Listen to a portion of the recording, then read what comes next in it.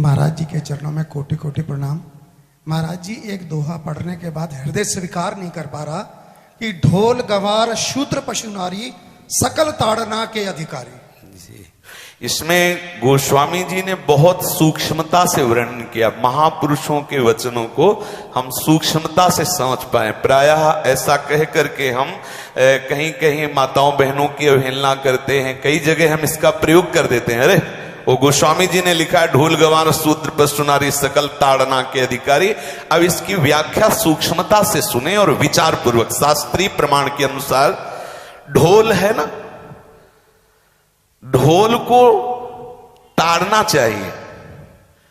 ताड़ना मतलब उसको ठपाक चाहिए और बेताल नहीं। शास्त्र सिद्धांत के अनुसार, संगीत शास्त्र के अनुसार तभी वो राग प्रकट कर पाएगा, तभी वो बजेगा। ढोल को हाथ जोड़ के बोलो कि साहब आप बज जाएं, नहीं बजे, उसको ताड़ना चाहिए। अब ताड़ना शब्द चारों में एक जैसा नहीं लगेगा।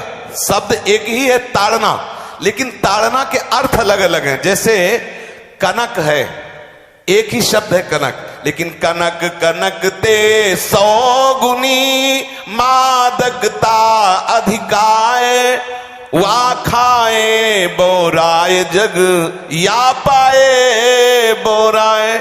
बोले कनक ही शब्द है। जैसे ताड़ना शब्द का हम प्रयोग केवल वही समझे कि ताड़ना देना ही नहीं, उसका अर्थ अलग अलग है। जैसे कनक शब्द है, कनक को सोना भी कहते हैं और कनक को धतूरा भी कहते हैं।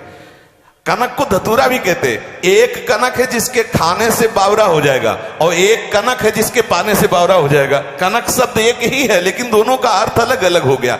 ऐसे ही ढोल में ताड़न का तात्पर्य है उसको पीटना, लेकिन वो शास्त्रीय संगीत के आधार पर उसको ताल देना।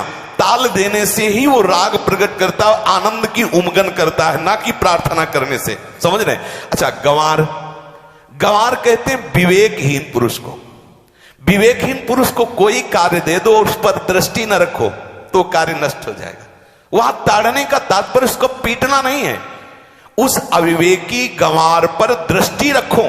जो आपने कार्य सौंपा है, जो भी कार्य उसका है, उस अविवेकी पर दृष्टि रखना ताड़ना हुआ। उस पर दृष्टि रखो, क्योंकि वो अविवेकी है, गंवार है, वो कार्य प्रणाली ठीक जानता नहीं। आप जहां त्रुटि होता संभाल लेना तो वो संभल जाए, क्योंकि वो गंवार है। और शूद्र, शूद्र का तात्पर्य होता शूद्र। वैसे जो वर्ण व्यवस्था में शूद्र का प्रादुर्भाव सबसे श्रेष्ठ जगह से प्रादुर्भाव है। वर्णन आता है ब्राह्मणोष मुखमाशी बाहु राजन्य कृता उरुदस जद्वैश्या पदभ्याग्रम शूद्रो जायत। भगवान के श्री चरणों की ही वंदना होती है।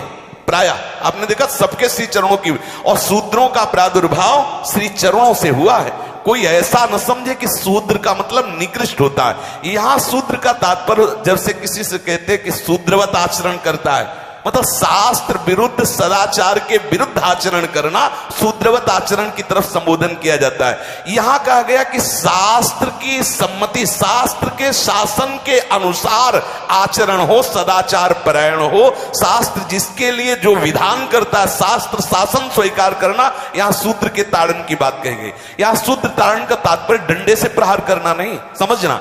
और जो चौथा कहा गया नारी, अगर स्त्री को हम ये कहें कि ताड़न से ही वो केवल काबू में रहती है, तो राष्ट्र में अपने प्रसिद्ध लक्ष्मीबाई जैसी कोई सामर्थ्यशाली वीरांगना, कोई वीरों सामने बड़े बड़े वीरों के दांत खट्टे कर दे, ऐसी बहादुर सिंहनी हुई, अंग्रेजों के दांत खट्टे कर दिए। अगर कोई समझे कि नारी केवल ताड़ने के लिए है तो उसकी मूर्खता है। पुरुष और नारी का समान प्रादुर्भाव हुआ है। भगवान ब्रह्मा के श्री अंग से दाहिनी तरफ से महाराज मनु और बाईं तरफ से उनकी पत्नी उनका प्रादुर्भाव हुआ शतरूपा। शतरूपा, अब आप बोलो एक ही शक्ति के दो भाग हो गए, एक पुरुष रूप धारण कर लिया, एक नारी रूप धारण कर लिया। अब यहां विचार जो है कि उस नारी के ऊपर ताड़न शब्द का क्या प्रयोग है। जैसे आप मार्ग में चले जा रहे हैं और आपने दृष्टि चूक कर दी और नारी आपकी स्त्री पीछे चल रही, तो कोई हमला कर सकता है, क्योंकि वो रत्न है। 14 रत्नों में एक रत्न स्त्री रत्न भी है। स्त्री को रत्न कहा गया है। भगवान श्री राम जब वनवास में जा रहे हैं तो सिया जी को आगे नाव में जब चढ़ाना होता तो पहले सिया जी को चढ़ा, सीए चढ़ाई चढ़े रघुराई, पहले आगे। दृष्टि रखो, दृष्टि चूक गई तो रत्न है। यहां दृष्टि रखना, शासन मतलब उसको पिटाई करना नहीं कि जैसे ढोल को पीटा जाता है ऐसे स्त्री को पीटा जाए, शूद्र को पीटा जाए तो गंवार को, यह व्याख्या नहीं है, यह मूर्खता है, इसे व्याख्या नहीं कहते। जैसे कनक शब्द के कई अर्थ होते हैं, ऐसे ही ताड़न शब्द का यहां अलग अलग प्रयोग है। स्त्री के ऊपर दृष्टि रखो। किस भाव की दृष्टि रखे? क्योंकि वो हमारे यहां रत्न की तरह है, कहीं कोई ऐसा ना हो कि कुदृष्टि वाला कोई उस पर हमला कर दे। आप पाणी ग्रहण संस्कार में रक्षा का भी सूत्र बताया जाता है कि आपको अभी यह समर्पित है, आप इसकी रक्षा करें। हमारे शास्त्रीय सिद्धांत में देखो, कभी भी स्त्री को अकेला छोड़ने का सिद्धांत नहीं पाया गया। अगर शास्त्रीय सिद्धांत, बच्ची है तो माता पिता के शासन, थोड़ी बड़ी हुई तो भाई आदि के बीच में, और बड़ी हुई तो पति के, और बड़ी हुई तो पुत्रों के, मतलब एक सानिध्य का एक दृष्टि रखी गई है कि यदि आप अपनी दृष्टि में रखेंगे तो उसका अमंगल नहीं होगा, उसका हित नहीं होगा। ये जो जैसे मानो कोई सी स्त्री को अकेला कोई पा गया और कुमार्गामी वृत्ति वाला हुआ, तो आज जो घटनाएं सुनने को मिलती हैं, अगर हमारी दृष्टि हो उस पर तो ऐसा नहीं हो सकता। और दूसरी बात यह है कि स्त्री को बुद्धि स्वरूपा भी माना गया। भगवान से भीष्म जी कहते हैं, मैंने अपनी कुंवारी कन्या बुद्धि को, हमारी कुंवारी कन्या है बुद्धि, सदैव सुरक्षित रखा है, आज आपके चरणों में समर्पित करते हैं। तो शास्त्र शासन के द्वारा बुद्धि को सदैव अपने अधीन रखो, कहीं बुद्धि कुमार्गामी ना हो जाए। यहां स्त्री के ताड़न का केवल एक सूत्र है कि आप उस पर दृष्टि बनाए रखें, कहीं स्त्री रत्न कहीं अपवित्र ना हो जाए, कहीं दूसरे का किसी तरह से कुमार्गामी लोगों का ऐसा कोई बर्ताव ना हो जाए, इसलिए सावधान। वहां उसको पीटने का शब्द नहीं है कि ढोल गवार शूद्र पशु नारी सकल ताड़ना के अधिकारी। ताड़ना का तात्पर्य वहां पीटना नहीं तो विद्वता में देखो तो एक से एक, साधुता में देखो तो एक से एक, वीरांगना देखो एक से एक, ऐसा नहीं कह सकते, क्योंकि जो सामर्थ्य पुरुष में वही सामर्थ्य भगवान ने स्त्री में भी दी, क्योंकि भगवान के ही दो रूप हैं, एक स्त्री और एक पुरुष, समझ रहे ना।